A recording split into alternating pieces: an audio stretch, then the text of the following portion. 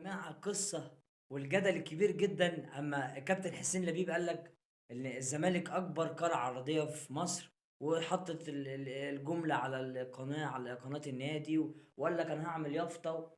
يا عم أنت حقك اللي أنت تقول على ناديك اللي أنت يا عم أكبر مش نادي في مصر، أكبر قلعة عرضية في العالم كلّها، في العالم كلّه، فكل واحد حُر، القرد في عين أمه غزال، إيه المشكلة يعني؟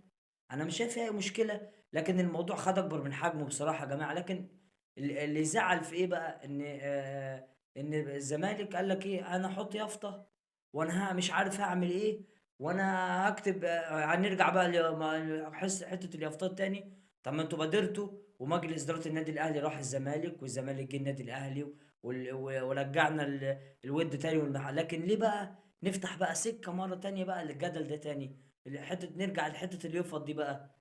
يعني إحنا أشدنا بالزمالك عمل